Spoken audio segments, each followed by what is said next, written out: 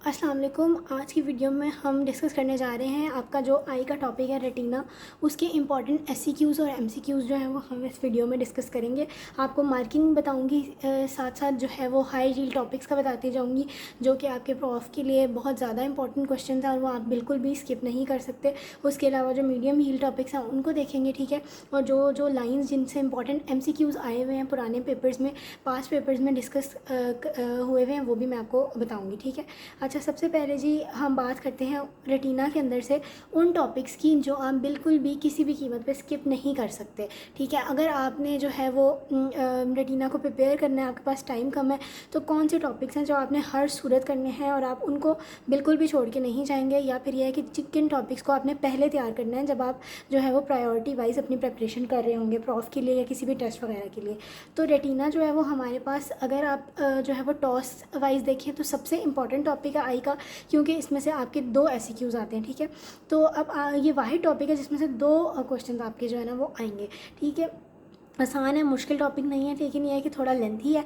तो इसमें से सबसे पहले उन टॉपिक्स की बात कर लेते हैं। एक है इसमें डायबिटिक रेटिनोपैथी, ठीक है। उसके बाद रेटिनाइटिस पिगमेंटोजा, रेटिनल डिटैचमेंट, रेटिनोब्लास्टोमा और सेंट्रल रेटिनल आर्टरी ओक्लूजन। ये 5 वो टॉपिक्स हैं जिनको आप किसी भी कीमत पे छोड़ नहीं सकते जब आप रेटिना को प्रिपेयर कर रहे हैं, ठीक है। और मैक्सिमम चांसेस होते हैं कि इसमें से ही आपका प्रॉफ का एससीक्यू आ जाए, चाहे आप यूएचएस से हैं, नम से हैं, एफएमडीसी से हैं, कोई भी आपका जो है वो इंस्टीट्यूट है। इंपॉर्टेंट क्वेश्चन क्योंकि क्लिनिकली जो है वो बनाए जाते हैं, इसलिए इंपॉर्टेंट क्वेश्चंस ऑलमोस्ट हर यूनिवर्सिटी के सेम ही रहते हैं। तो आप जो है वो इन्हीं पैटर्न को फॉलो कर सकते हैं। अच्छा, सबसे पहले हम बात करते हैं, यहाँ से स्टार्ट करते हैं। इंट्रोडक्शन है चैप्टर का, ये सिर्फ आपके एमसीक्यूज़ के लिए एक रीड दे सकते हैं आप, ठीक है। डेफिनेशन है, उसके बाद डेवलपमेंट करने की ज़रूरत नहीं है। ग्रॉस एनाटॉमी को चाहे तो आप एक नज़र मार लें। उसके बाद थिकनेस ऑफ रेटिना में आप ये जो इन्होंने 0.56 मिलीमीटर दिया हुआ है और 0.1 मिलीमीटर दिया हुआ है, आप जो है वो इसको याद कर सकते हैं कि ऑप्टिक डिस्क पे और ऐसे रेटा पे जो है ना इसकी क्या थिकनेस है, ठीक है। उसके बाद रेटिना की जो यहाँ पे हमारे पास लेयर्स दी गई हैं ना, ये अब आपको याद करनी है, ठीक है। ये आपको जो नेम्स दिए गए हैं ना, ये आपको एज इट इज़ इसी तरतीब से याद होने चाहिए, ये इंपॉर्टेंट है, ठीक है। अच्छा, उसके बाद आगे जो है वो आप जस्ट एमसीक्यूज़ के लिए चाहें तो एक नज़र मार लें, अदरवाइज़ इतना इंपॉर्टेंट नहीं है, ठीक है। फिर हम आगे आते हैं। आगे आपके पास यहाँ पे जब ब्लड सप्लाई पे आ जाते हैं, ब्लड सप्लाई आपके पास इंपॉर्टेंट होती है, ठीक है। ये ओल्ड यूएचएस के एमसीक्यूज़ का भी पार्ट है। तो ये यूएचएस के एमसीक्यूज़ रिपीट भी होते रहते हैं, लिमिटेड सा क्वेश्चन बैंक होता है, उसको बार बार वो शफल करके देते हैं। तो अगर आपने पुराने एमसीक्यूज़ पर गौर किया हो तो आपके चांसेस होते हैं कि काफ़ी आपके जो है वो एमसीक्यूज़ भी कवर हो जाए एमसीक्यूज़ की तरह, ठीक है। तो ब्लड सप्लाई आप कर लेंगे इसकी। उसके बाद वीनस ड्रेनेज वही होती है, बस ये है कि वो कैवर्नस साइनस में जाके ड्रेन हो जाती है, ठीक है। बाकी उसके बाद सबसे आपके जो इम्पॉर्टेंट जो है वो कंटेंट स्टार्ट होता है वो यहाँ से होता है बेसिकली, वो है डायबिटिक रेटिनोपैथी, ठीक है। सबसे पहले आपने इसकी डेफिनेशन कर लेनी है। डेफिनेशन करने के बाद आपने जो है ना उसके बाद ये आप इंसिडेंस और इंट्रोडक्शन छोड़ सकते हैं, इसमें कुछ इंपॉर्टेंट नहीं है। रिस्क फैक्टर्स एक इंपॉर्टेंट, क्योंकि अब बहुत ही आसान है, diabetes, hypertension, obesity, pregnancy type जो है चीज़ें हैं इसमें, लेकिन ये बार बार पूछा जाता है तो आपने इनको याद करना है, ठीक है। उसके बाद हम आते हैं जी अपने आगे पैथोजेनेसिस पे। अब पैथोजेनेसिस आई में एज सच हर टॉपिक की आपने नहीं करनी होती, मोस्टली टॉपिक्स की आप स्किप ही करते होते हैं, लेकिन रेटिना क्योंकि यील्ड वाइज इतना इंपॉर्टेंट है और उसके अंदर भी डायबिटिक रेटिनोपैथी एक बहुत इंपॉर्टेंट क्वेश्चन है। तो रेटिना के अंदर कुछ चीज़ें हैं जिसमें आपको पैथोजेनेसिस करनी पड़ेगी और कुछ और टॉपिक थोड़े बहुत होंगे जिसमें करनी पड़ेगी, वो मैं आपको बता दूँगी, ठीक है। तो पैथोजेनेसिस यूक्यू है, बहुत इंपॉर्टेंट, आपने यहाँ करना है। उसके बाद इसमें सबसे पहले उसने सिर्फ वो वेसल्स बताई हैं जो अफेक्ट होती हैं, ठीक है, आप इनको याद करेंगे। देन आपके पास आता है कि माइक्रोवेस्कुलर जो कैपिलरी लीकेज है वो होती कैसे, ये उसका मैकेनिज्म है। ये उसके बाद उसका उन्होंने ये बताया हुआ है कि उसका सिक्वेले क्या होता है या उसका रिजल्ट क्या होता है, ठीक है।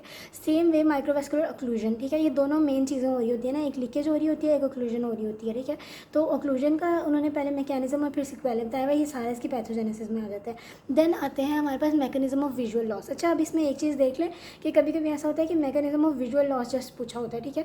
तो अब उसमें आप पूरा पैथोजेनेसिस लिखने नहीं बैठ जाएंगे, ठीक है। ये अलग चीज़ है। मैकेनिज्म ऑफ विजुअल लॉस में आपने जस्ट ये लिखना है, कैपिलरी लीकेज और उसके आगे बता देना है, फिर कैपिलरी ऑक्लूजन और उसके अंदर ये जो मेन 3 बातें हैं, ग्लोकोमा, ट्रैक्शनल डिटैचमेंट ऑफ रेटिना और विट्रस हेमरेज, ठीक है, न्यूवेस्कुलराइजेशन, ये चीज़ें आपने बस बतानी होती हैं, ठीक है।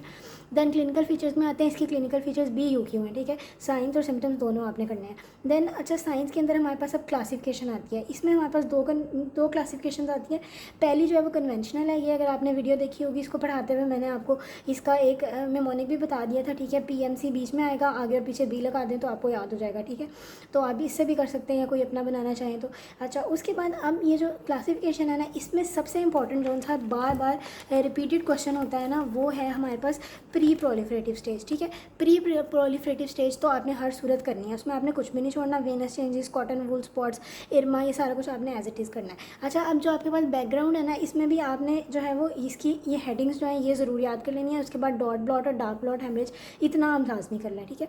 देन प्रोलिफरेटिव स्टेज आती है, ये लेस इंपॉर्टेंट है as compare to pre proliferative, लेकिन ऑब्वियसली जब वो एक स्टेज पूछ सकते हैं वो दूसरी भी पूछ सकते हैं, तो आपको नाम ज़रूर आने चाहिए कि इसमें नियोवेस्कुलराइजेशन ही होती है, ठीक है। आयरिस पे भी होती है, उसके बाद रेटिना पे, उसके बाद हेमरेजेस आ जाते हैं और वही ट्रैक्शनल डिटैचमेंट। फिर आती है डायबिटिक मैक्यूलोपैथी। अब डायबिटिक मैक्यूलोपैथी जो है ना, वो हम देखें कि मोस्ट कॉमन कॉज है विजुअल लॉस का, ठीक है। इसी की वजह से हमारे पास विजुअल लॉस होता है डायबिटिक रेटिनोपैथी में। MCQ आ सकता है आपको। उसके अलावा आपके पास ये चीज़ है कि इसकी जो क्लिनिको एंजियोग्राफिक क्लासिफिकेशन है ना, ये अब आपने करनी है। फोकल मैक्यूलोपैथी और डिफ्यूज़ मैक्यूलोपैथी होती है, ठीक है। अगर आपने ज़्यादा डिटेल में याद करने की ज़रूरत नहीं है, आप इतना याद कर लें कि फोकल होती है और डिफ्यूज़ होती है, और फिर एक याद कर लें, दूसरा वहीं से आपका प्रिपेयर हो जाएगा कि फोकल लीकेज होता है, ठीक है। उसके बाद वहाँ पे डिफ्यूज़ ज़ाहिर है लीकेज होगा, यहाँ पे वेल सर्कमस्क्राइब्ड थिकनिंग होगी, वहाँ पे डिफ्यूज़ थिकनिंग होगी, और यहाँ पे जो है वो फोकल हाइपरफ्लोरेसेंस लीकेज है तो वहाँ पे डिफ्यूज़ होगी, ठीक है। ये आप 3 वर्ड्स याद कर लें तो आपका पूरा प्रिपेयर हो जाता है। देन हम बात करते हैं क्लिनिकली सिग्निफिकेंट मैक्यूलर एडिमा पे कि UHS के अकॉर्डिंग तो वैसे इतना ज़्यादा नहीं कभी पूछा गया, लेकिन ये फातिमा जना के प्रॉफ का क्वेश्चन है, वहाँ पे पूछा जाता है अक्सर, तो ये आप जो है वो इंपॉर्टेंट क्वेश्चन में इसको काउंट कर सकते हैं। देन हम आते हैं एडवांस डायबिटिक आई डिजीज़ पे। ये मैंने आपको पहले भी बताया हुआ है कि एडवांस डायबिटिक आई डिजीज़ हो जाए या कॉम्प्लिकेशंस हो जाए या सिक्वेले हो जाए, उस सब में आपने बस ये 3-4 चीज़ें लिख देंगे तो आपका हो जाएगा। Persistent vitreous haemorrhage, tractional detachment of retina, neovascularisation और ग्लोकोमा, यही आपने 4 याद रखने, ठीक है। देन आते हैं अर्ली ट्रीटमेंट डायबिटिक रेटिनोपैथी पे। अब अर्ली ट्रीटमेंट डायबिटिक रेटिनोपैथी वाली जो क्लासिफिकेशन है ये भी इंपॉर्टेंट है, आपने करनी है, लेकिन अगर आपने पीछे वाली की होगी तो आपको इसको याद करने में ज़्यादा मसला नहीं होगा, ठीक है। और कुछ नहीं तो एटलीस्ट आपको इसकी ये वाली जो हेडिंग्स है आपको ये ज़रूर आनी चाहिए कि इसमें क्या क्या है, और 4 to 1 रूल जो है ना ये आप कर लें। बाकी ये है कि पूरा याद करना मुश्किल नहीं है, तो आप to stay on the safe side इसको कर लें, क्योंकि रेटिना मैंने आपको बताया कि इतना इंपॉर्टेंट हाई टॉपिक है, इसमें से 2 SCQs आते हैं, तो आप कोशिश करें कि कोई चांस ना रह जाए कि आपका जो है ना वो कोई भी क्वेश्चन इसमें से मिस हो जाए, ठीक है, ताकि आपके एटलीस्ट 2 SCQs तो एक टॉपिक करने के बाद कंफर्म कवर हो जाए इंशाल्लाह। देन हम आते हैं डायग्नोसिस पे। आपको पता है कि यही आई जो है वो क्लिनिकल सब्जेक्ट है, IENT आपके 4 जगह क्लिनिकल सब्जेक्ट्स होते हैं मेनली, तो इसमें यही होता है कि सबसे पहले आपको जो है ना वो जब आपने पिक कर लिया ना सिनेरियो, उसके बाद मेन यही बातें पूछी जाती है, diagnosis, investigation, treatments and complication. तो ये तो आपने किसी भी चीज़ की नहीं छोड़नी होती, ठीक है, बहुत इंपॉर्टेंट है। डायग्नोसिस आप कर लें सारी, इन्वेस्टिगेशंस करेंगे, ट्रीटमेंट में ये चीज़ याद रखनी है कि आपने ये नहीं है, बच्चे क्या करते हैं सिर्फ मेडिकल थेरेपी लिख के आ जाते हैं, सिर्फ मेडिकल थेरेपी इसकी ट्रीटमेंट में नहीं आती, सारी चीज़ें लिखनी, जनरल में पेशेंट एजुकेशन वगैरह का बताना है, उसके बाद जो इसकी मेन ट्रीटमेंट है मेडिकल, लेज़र फोटोकोएगुलेशन और सर्जरी, तीनों लिखेंगे, उसका सारा कंटेंट लिखेंगे तो आपका कवर होगा, ठीक है। देन जी हम आ जाते हैं आगे, यहाँ पे हमारे पास है हाइपरटेंशन में आपके पास ऑब्वियसली हाइपरटेंसिव रेटिनोपैथी आती है। अब जो हाइपरटेंसिव रेटिनोपैथी है ना, इसमें आप ये पैथोजेनेसिस वगैरह छोड़ सकते हैं, ज़्यादा ज़रूरत नहीं करने की, डायरेक्ट आप आ जाएँ इसके क्लिनिकल फीचर्स में, साइंस में। इसमें जो ये जो क्लासिफिकेशन है ना ये बहुत इंपॉर्टेंट है, UQ है, ये आपने याद करनी है ग्रेड्स के साथ साथ। ग्रेड 1 में क्या होता है, 2 में, 3 में, 4 में, ठीक है। 1 को याद करने का मेमोनिक NBC आप कर लें, ठीक है, नैरोइंग और ब्रॉडनिंग और कंसीलमेंट, ठीक है। और उसके बाद ग्रेड 2 आपने उसमें AV जो है वो क्रॉसिंग याद रखनी, नैरोइंग याद रखनी है। ग्रेड 3 इसमें बहुत इंपॉर्टेंट बात है, कॉपर वायर कलर अपीयरेंस आपको इसमें मिलेगी। आगे सिल्वर वायर आएगी, इसमें कॉपर वायर है, दूसरा बोने साइन, ये दोनों नहीं भूलना है आपने हर सूरत, और पूरी क्लासिफिकेशन याद करनी है, ठीक है। देन आते हैं आप आगे, उसके बाद हमारे पास आता है गन साइन, ठीक है, गन साइन भी इसी में है। देन ग्रेड 4 की बात करें तो ये देखें वहाँ पे कॉपर था, यहाँ सिल्वर वायर अपीयरेंस है, और यहाँ ऑप्टिक डिस्टेडिमा है, ठीक है। उसके बाद ये जो शीज क्लासिफिकेशन है ये भी आप याद करेंगे, ठीक है। ये लेस इंपॉर्टेंट है, लेकिन मतलब ज़्यादा इंपॉर्टेंट वो है, लेकिन ये भी कर लें, छोड़ना नहीं है आपने इसको। अच्छा जी, उसके बाद हमारे पास अगली बात आती है मैलिग्नेंट हाइपरटेंशन की, इसकी आप जस्ट डेफिनेशन कर लें बस काफ़ी है। और उसके बाद जी हम आते हैं टॉक्सीमिया ऑफ प्रेगनेंसी में, ये भी कोई ख़ास यहाँ पे इंपॉर्टेंट नहीं है, ये पैथोलॉजी का मेनली टॉपिक होता है, तो बाकी सिर्फ इसमें आप ये याद कर लें कि हाइपरटेंशन होता है, एडिमा होता है, प्रोटीन यूरिया होता है, इनफ है। मेन क्वेश्चन आपका फिर इंपॉर्टेंट वाला आ जाता है रेटिनल वेनस ऑक्लूजन, ठीक है। रेटिनस वेनस ऑक्लूजन में आपने क्या करना है, आपने इसकी टाइप के नाम याद करने हैं, उसके बाद आपने इसके फैक्टर्स याद करेंगे सारे के सारे, ठीक है। उसके बाद आप इसकी इन्वेस्टिगेशंस करेंगे। अच्छा, इसमें एक इंपॉर्टेंट चीज़ है, मैंने जो क्वेश्चन एक्स्ट्रा होते हैं जो पूछे जा रहे होते हैं जो बुक में नहीं है वो भी यहीं पे नोट डाउन किए हुए हैं, ठीक है। आप भी चाहें तो यहाँ से स्क्रीनशॉट ले लें या इसको नोट डाउन कर लें, आपको बेनिफिट होगा, आपको अलग से ढूंढने में अपना टाइम नहीं वेस्ट करना पड़ेगा। तो ये क्वेश्चन आता है सेंट्रल रेटिनल वेनस ओक्लूजन कैसे जो है वो ग्लोकोमा कॉज करती है, ठीक है, हाउ CRVO कॉजेज ग्लोकोमा। तो इसका आंसर यही होता है कि ड्यू टू ओक्लूजन रेटिना जो है वो इस्कीमिक हो जाता है, जिसकी वजह से leading to growth of abnormal vessels, जिसको हम नियोवेस्कुलराइजेशन कहते हैं, ठीक है। They cause increase in eye pressure and glaucoma, क्योंकि हमें पता है इंक्रीज इन आई प्रेशर या इंट्राओकुलर प्रेशर जो है वो जब बढ़ता है तो उसकी वजह से ग्लोकोमा होता है, ठीक है। और शैलोइंग ऑफ इंटीरियर चैम्बर हो जाता है, जिसकी वजह से एंगल क्लोजर ग्लोकोमा हो जाता है। अच्छा जी, इन्वेस्टिगेशन आपने कर ली, देन आप आगे आ जाएंगे। उसके बाद हम आते हैं यहाँ पे इसकी आगे उन्होंने एक्सप्लेनेशंस दी हुई हैं इसकी टाइप्स की, नॉन स्कीमिक दी हुई है, स्कीमिक दी हुई है। तो आप इनको पूरा डिटेल में ना भी करें, लेकिन जो UQs है वो ज़रूर कर लें। साइंस इसके सारे करें, ये UQ है, ठीक है। साइंस में भी सबसे इंपॉर्टेंट ये चीज़ें हैं, कॉटन वूल स्पॉट्स, उसके बाद फ्लेम शेप्ड और dot blot haemorrhages in all 4 quadrants, dilated engorged और टॉर्चुअस वेन्स। अब इसमें ये चीज़ अब आपने देखनी है कि आपको मैंने जैसे बताया कि आपने को सबसे इंपॉर्टेंट काम जो क्लिनिकल एग्जाम्स होते हैं उनमें ये होता है कि पिक कर लेना सिनेरियो से कि डिजीज़ है क्या, क्योंकि जब आप पिक ही नहीं कर सकते तो फिर आप आगे क्या ही डायग्नोसिस, ट्रीटमेंट और वो कॉम्प्लिकेशन लिख सकेंगे। तो पिक करना ज़रूरी है, और पिक करने के लिए क्लिनिकल फीचर्स पे जोर देना होता है आपने ज़रूर। और साथ साथ 5 पेपर्स को रखें, 5 पेपर्स पे देखते जाएँ कि सवाल इस टॉपिक का पूछा कैसे गया, ठीक है। उसको बेशक यहाँ नोट कर लें अपनी बुक पर, ताकि आपको बार बार माइंड में रिकॉल होता रहे कि इस तरह से पूछा जाएगा तो ये डायग्नोसिस होगा, ठीक है, वरना मिक्स हो जाती हैं चीज़ें। देन कॉम्प्लिकेशंस की बात करते हैं। कॉम्प्लिकेशंस में हमारे पास सिस्टोइड मैकुलर एडिमा आ जाता है। उसके बाद कुछ एक्स्ट्रा भी हैं, जहाँ पे एक ही दी हुई है, मैंने बाकी भी यहाँ पे नोट डाउन की हुई हैं, आप भी चाहें तो इसको स्क्रीनशॉट ले लें। सब हाइलॉइड हेमरेज होता है, विट्रस हेमरेज होता है, और सिस्टोइड मैकुलर एडिमा हो गया है, मैक्यूलोपैथी होती है, कंप्लीट ब्लाइंडनेस भी हो जाती है, नियोवेस्कुलराइजेशन ग्लाइकोमा भी कर सकता है। ट्रीटमेंट कर लेंगे आप इसकी, ठीक है, जो भी UQ है। देन हम आते हैं आगे। अच्छा जी, उसके बाद स्कीमिक है, इसमें भी आप सारा बेशक ना करें, लेकिन कुछ इंपॉर्टेंट चीज़ें देख लें। डीप ब्लॉट हेमरेजेस होते हैं पोस्टीरियर पोल पे, होल फंडस में, ठीक है, बस इतनी बातें आप देख लें इसमें, ठीक है। उसके बाद नॉन परफ्यूजन जो है ना वो कैपिलरी का एक्सटेंसिव एरिया इसमें विजिबल होता है। देन हम बात करते हैं आगे, ब्रांच रेटिनल वेनस ओक्लूजन को भी बस एक रीड दे दें, ठीक है। उसके बाद हम आते हैं सेंट्रल रेटिनल आर्टरी ओक्लूजन पे। अगेन बहुत ही इंपॉर्टेंट टॉपिक है ये भी, ठीक है। एटियोलॉजी भी आपने इसमें करनी है, टाइप ऑफ एम्बोलाई को भी रीड दे दें। उसके बाद क्लिनिकल फीचर्स बहुत बहुत इंपॉर्टेंट है इसमें। सिम्टम्स में देखें, एमोरेसिस फ्यूगैक्स इतनी दफ़ा पूछा जाता है, बार बार MCQs में दिया जाता है, SCQs में दिया जाता है, ठीक है। तो ये आपने इसको बिल्कुल भी नहीं भूलना, आपने सारे क्लिनिकल फीचर्स इसके एज इट इज़ याद करना है, ये पूछे जाते हैं, ठीक है। और कुछ एक्स्ट्रा भी मैंने लिखे हुए हैं। RAPD इसमें प्रेजेंट होता है, पीपल डायलेशन प्रेजेंट होती है, डायरेक्ट और कंसेंट्रल लाइट रिफ्लेक्स लॉस हो जाता है, परसेप्शन ऑफ लाइट नहीं होती, ठीक है। बाकी चेरी रेड स्पॉट एक इंपॉर्टेंट चीज़ है, कैटल ट्रैकिंग, ये सारा याद रखना है आपने, ठीक है। ये सारे के सारे आपने करने हैं। देन जी बात करते हैं इसकी इन्वेस्टिगेशंस की। इसका एक इंपॉर्टेंट UQ का इन्वेस्टिगेशन जो कि यहाँ पे नहीं दी हुई, तो वो मैंने यहाँ पे नोट की हुई हैं, आप अगेन यहाँ से ले सकते हैं, ठीक है। इसमें इसकी जनरल इन्वेस्टिगेशन भी आ जाती हैं, स्पेसिफिक भी आ जाती हैं, तो आप यहाँ पे देख के इसको नोट डाउन कर सकते हैं। CBC, CRP, lipid profile, BSR, HP level, fasting blood sugar level, उसके बाद fundus examination, blood pressure, ECG, heart auscultation, echocardiography, carotid doppler ultrasonography. फिर एक और UQ है differential diagnosis for cherry red macula. ये जो चेरी रेड स्पॉट है ना, इसके डिफरेंशियल्स पूछे जाते हैं, वो भी यहाँ पे नहीं दिए गए, लेकिन ये इंपॉर्टेंट क्वेश्चन है, तो आप यहाँ से चाहें तो नोट कर लें। सेंट्रल रेटिनल आर्टरी ओक्लूजन आ जाता है, टे सैक्स डिजीज़, नाइमैन्स पिक्स डिजीज़, सेंडॉफ्स डिजीज़, गैंग्लियोसाइडोसिस, ठीक है। ये सारे इसके डिफरेंशियल्स में आते हैं, ठीक है। उसके बाद आते हैं इसके ट्रीटमेंट पे। अगेन ट्रीटमेंट बहुत इंपॉर्टेंट है, बार बार पूछा जाता है, जो है वो रिपीटेडली आस्क क्वेश्चन है ये, और आपने उसको एज इट इज़ सारा याद करना है और सारा ही लिखना है, ठीक है। इसमें एक MCQ का इंपॉर्टेंट पार्ट है, यैग लेज़र जो है ना वो पूछा जाता है कि किस कलर की होती है, तो वो कलरलेस है। ये यूनिवर्सिटी MCQ है एक, जो है ना आप इसको याद रखें। अच्छा, इसके बाद हम आ जाते हैं आगे रेटिनोपैथी ऑफ प्री मैच्योरिटी पे।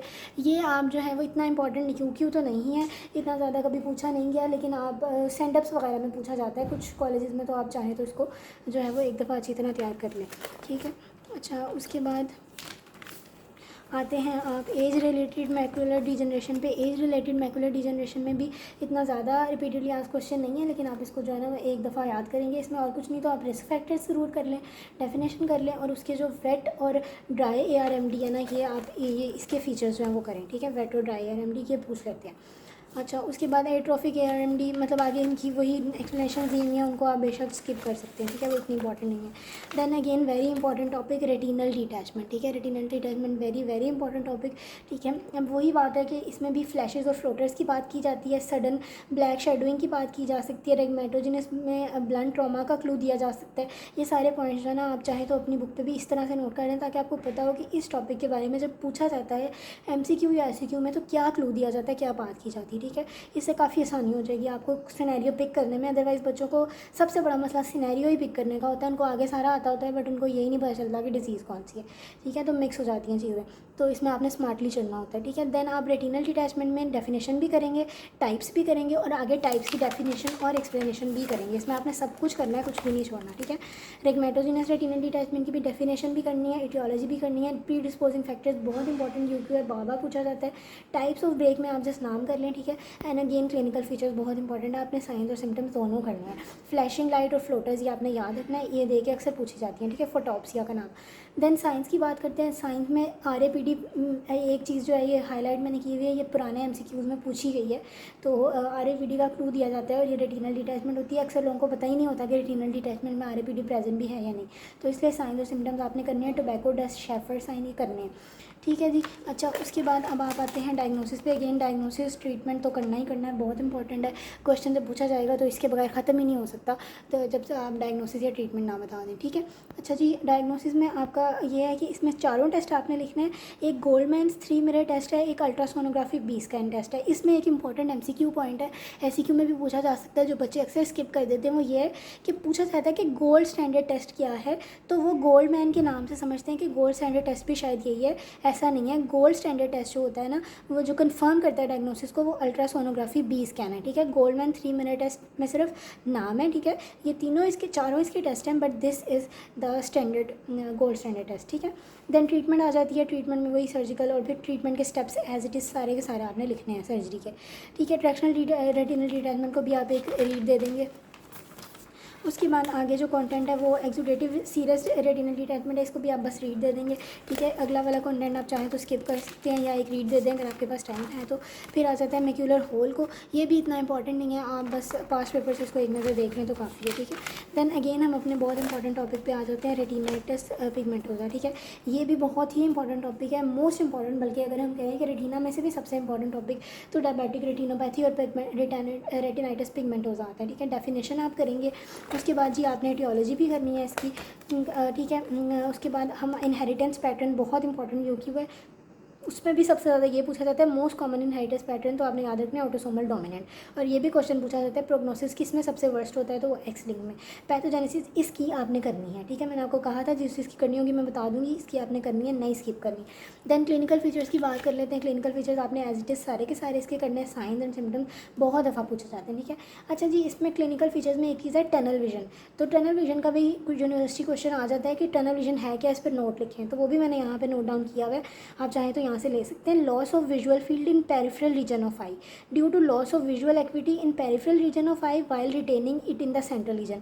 मतलब अगर ये पेरिफेरल रीजन है ना, पूरी आई का, ये पूरी आई का रीजन है, तो पेरिफेरल्स में ये सारी जो है एरिया, इसमें लॉस हो जाती है आपकी विजन, ठीक है। ख़त्म होती जाती है, ख़त्म होती जाती है, ख़त्म हो जाती है। और ये इतना सा, ये जो बीच में होल आपको नज़र आ रहा है ना, सिर्फ इतना सा रह जाता है। तो अब ये टनल की तरह है ना, जैसे टनल में से एक गोल दायरे से रोशनी आ रही होती है, तो बस ये उस तरह से है, इसीलिए इसको टनल विजन कहते हैं, ठीक है। कॉजेज़ में क्या है, ऑप्टिक नर्व का डैमेज हो सकता है, रेटिना का डैमेज हो सकता है, ब्रेन के एरियाज़ का डैमेज हो सकता है, या ग्लोकोमा की वजह से भी हो सकता है। ऑकुलर एसोसिएशन आपने इसकी सारी की सारी करनी है। डायग्नोसिस आपने इसके सारे के सारे करने हैं तैयार, ठीक है। देन हम आते हैं जी ट्रीटमेंट पे, वो तो अगेन आपने इसका सारा का सारा करना है। अच्छा, इसका कोई इफेक्टिव ट्रीटमेंट नहीं होता, इसमें जस्ट मैनेजमेंट ही होती है, और इसको जो है ना वो आपने मैनेजमेंट के स्टेप्स हैं वो आप बता सकते हैं पेशेंट को, ठीक है। एक चीज़ इसमें UQ पूछा जाता है कि आपने काउंसिल कैसे करना है ऐसे पेशेंट को, तो उसमें बच्चे सारा ये लिख देते हैं, ये तो लिख ही सकते हैं आप, लेकिन सबसे पहला जो पॉइंट आएगा काउंसलिंग में जिसके मार्क्स हैं वो ये है, आपने पेशेंट को बताना है अवॉइड कंसैनिग्यूनस मैरिज। कंसैनिग्यूनस मैरिज होती है कज़न मैरिज, आपने उसको बताना है कि कंसैनिग्यूनस मैरिज ना करें, क्योंकि ये आपने देखा है कि ये इनहेरिटेंस पैटर्न्स होते हैं, इसमें ये जेनेटिक है, तो ये आगे से आगे आपकी जो है ना वो जनरेशन में आते जाते हैं, तो कज़न मैरिज अवॉइड करनी है। फिर उसके बाद आप ये सारा लिखते हैं काउंसलिंग में, ठीक है। देन रेटिनोब्लास्टोमा आता है। रेटिनोब्लास्टोमा अगेन आपका बहुत ही इंपॉर्टेंट टॉपिक है, ये जो है मेलिग्नेंट ट्यूमर होता है चाइल्डहुड का, ठीक है। ये मोस्ट कॉमन ट्यूमर है, इंट्राओकुलर ट्यूमर ऑफ चाइल्डहुड। आपने ये बहुत इंपॉर्टेंट MCQ की लाइन है, इसको याद रखना है, ठीक है। अच्छा जी, उसके बाद एक चीज़ है इसकी etiology आप कर लेंगे, ठीक है। बाकी इंसिडेंट्स वगैरह ना करें, सिर्फ अक्रंस वाला ये कर लें, लाइन इंपॉर्टेंट है, ठीक है। उसके बाद इनहेरिटेंस को बस आप ब्रीड देना चाहें तो दे दें, पैथोलॉजी आप स्किप कर सकते हैं। फिर एक इंपॉर्टेंट क्वेश्चन पूछा जाता है डिफरेंशियल डायग्नोसिस ऑफ ल्यूकोकोरिया। ल्यूकोकोरिया ये होता है आपका जो आई के अंदर इस तरह से वाइट स्पॉट है ना, इसको ल्यूकोकोरिया कहते हैं। तो इसकी डिफरेंशियल डायग्नोसिस पूछे जाते हैं, वो भी यहाँ नहीं दिए गए, ठीक है। तो ये मैंने यहाँ पे मेमोनिक के साथ बड़ा अच्छा सा बना के लिखा हुआ है, आप इसको चाहें तो कॉपी कर लें। प्रिडिक्ट PREDICT, ठीक है, persistent hyperplastic primary vitreous. R से क्या है, रेटिनोब्लास्टोमा, रेट्रोलेंटल फाइब्रोप्लेजिया भी कहते हैं, वो भी होता है, ठीक है। एंडोफ्थाल्माइटिस है। डी से डिस्प्लेजिया ऑफ रेटिना है। आई से इन्फ्लेमेटरी साइक्लाइटिक मेम्ब्रेन है। सी से कंजेनिटल कैटरेक्ट है या फिर कोर्स डिजीज़ भी हो सकती है। टी से टॉक्सोकेरियोसिस भी हो सकती है, ठीक है। और स्मॉल एज में ये जो है ना ज़्यादा कॉमन होता है, ठीक है। अच्छा जी, उसके बाद फिर क्लिनिकल फीचर्स बहुत इंपॉर्टेंट UQ, इसका भी मैंने मेमोनी QIEM बनाया हुआ है क्योंकि इसके स्टेजेस होते हैं। क्यू से आपके पास क्यूसेंट स्टेज आता है, ठीक है। और आई से आपके पास इन्फ्लेमेटरी या ग्लोकोमेटा स्टेज आता है। ई से एक्स्ट्राओकुलर एक्सटेंशन है और एम से आपके पास अगेन मेटास्टेटिक स्टेज है। देन जी यहाँ पे इसमें भी आपने डायग्नोसिस इसकी सारी करनी है, ठीक है। अच्छा, फिर एक कुछ इंपॉर्टेंट और भी क्वेश्चन हैं जो यहाँ पे नहीं इसके आंसर दिए गए, वो पूछे जाते हैं, वो भी आप यहाँ से ले सकते हैं। एक है विटामिन A डेफिशिएंसी की ऑकुलर मैनिफेस्टेशंस क्या होती हैं। बेसिकली वो रेटिनोब्लास्टोमा से तो लिंक नहीं है, लेकिन ये आई का ही इसी से मिलता जुलता एक क्वेश्चन था, तो मैंने यहाँ पे नोट कर लिया, तो आप इसको यहीं से जो है वो कॉपी कर सकते हैं। Xerosis, xerophthalmia, keratomalacia, decrease resistant to infection, dermatosis और demyelination of optic nerve, night blindness, ये सारी जो है ना मैनिफेस्टेशंस आंखों में हो सकती हैं अगर विटामिन A की डेफिशिएंसी हो तो। फिर है ये यूनिवर्सिटी क्वेश्चन है, इसको आप कर लें, इंपॉर्टेंट है। Pathogenesis of heritable retinitis retinoblastoma, ठीक है। इसमें अब आपने क्या करना है कि आपने लिखना है कि हेरिटेबल केसेस जो होते हैं ना रेटिनोब्लास्टोमा के, इसमें क्या होता है कि पेयर ऑफ एलील्स जो है ना RB1 में, उसमें से एक में म्यूटेशन हो जाती है, ठीक है। जब सेकंड म्यूटाजेनिक इवेंट आता है ना, when the second mutagenic event hits, तो सेकंड एलील जो है उसमें भी ज़ाहिर सी बात है इफेक्ट हो जाता है, ठीक है। और उसकी वजह से मैलिग्नेंट ट्रांसफॉर्मेशन शुरू हो जाती है, ठीक है।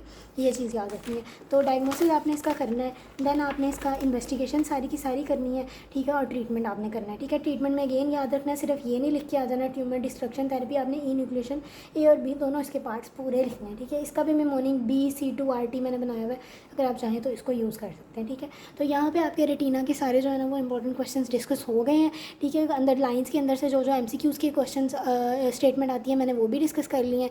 तो होपफुली इससे आपकी सारी मार्किंग कवर हो जाएगी। आप इसी लिहाज से प्रिपरेशन करें तो इंशाल्लाह आपकी कोई भी चीज़ नहीं है जो आपकी रेटिना में से रह जाएगी। और जब आपका एक ये वाला टॉपिक कवर हो जाएगा तो आपका एक मेजर चंक ऑफ जो है ना वो एग्ज़ाम वो प्रिपेयर हो जाएगा, ठीक है।